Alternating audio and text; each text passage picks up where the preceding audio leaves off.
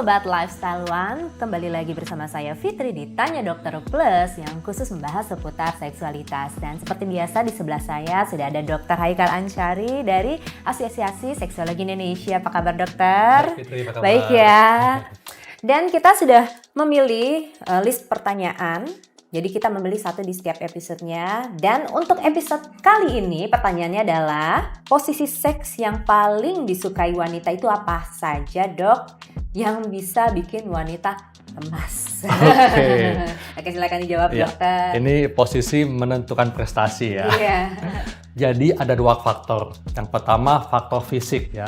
Faktor fisik ini terdiri dari penis itu ereksinya harus keras optimal. Yang kedua, penis yang tadi keras optimal itu harus bisa menstimulasi G-spot atau titik pekarangsang pada perempuan yang letaknya di dinding bagian depan rongga vagina dan juga harus bisa menstimulasi klitoris.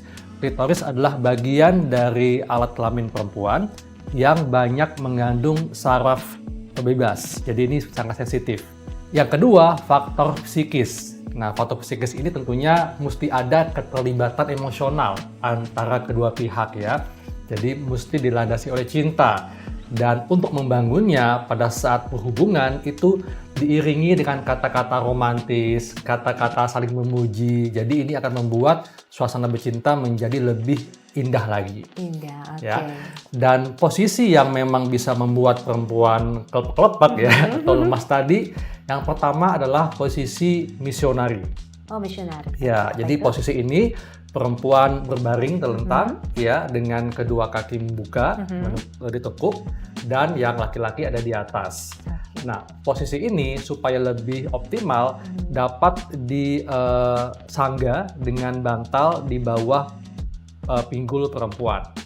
Nah, kenapa posisi ini bisa membuat perempuan lemas ya, diterangsang dan optimal? Karena ketika penis itu dalam kondisi ereksinya keras optimal, maka penis akan bisa menstimulasi G-spot tadi dan juga sekaligus menstimulasi klitoris.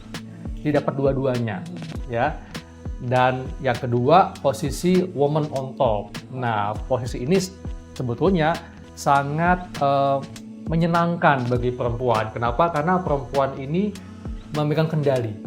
Dia bisa dia bisa mengatur ritmenya karena perempuan ada di atas. Dan juga seperti halnya posisi misionari dan posisi woman on top, ini posisi di mana kedua pihak bisa saling menatap. Jadi ketika penetrasi diiringi dengan tatapan penuh cinta kan. Nah, ini akan semakin menggelora. Dan yang ketiga, posisi doggy style. Nah, kenapa? Karena pada posisi doggy style itu kan perempuan membelakangi laki-laki ya.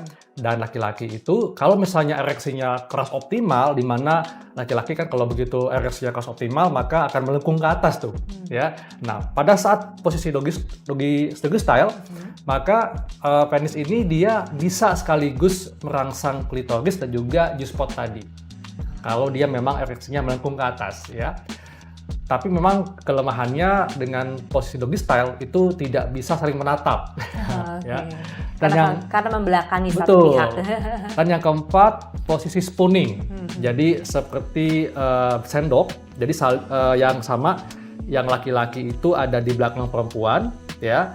Nah, dengan posisi spooning ini juga bisa sekaligus untuk merangsang klitoris dan juga G-spot. Tapi memang kelemahannya tidak bisa saling menatap. Namun yang lebih penting lagi adalah supaya perempuan lebih cepat, lebih mudah untuk mencapai orgasme, ya karena perempuan ini kendalanya sulit untuk mencapai orgasme. Nah, oleh karena itu sangat penting foreplay. Foreplay ini harus optimal. Foreplay adalah saling merangsang, jadi perangsangan pendahuluan tujuannya adalah supaya perempuan ini bisa betul-betul masuk ke tahap bangkitan seksual yang ditandai dengan lubrikasi vagina yang optimal dan juga ereksi klitoris. Nah, setelah itu barulah penetrasi. Jadi ibaratnya makan ya, jadi ada appetizer, betul, main menu, dessert. Iya. Oke, terima kasih dokter jawabannya. Gimana Sobat Lifestyle One? Sudah puas dengan jawabannya? Atau masih penasaran? Silahkan tulis komentar di tab komen channel YouTube kita. Nanti kita akan bahas di episode selanjutnya. Sampai jumpa. Saya Fitri dan Dr. Haikal. bye!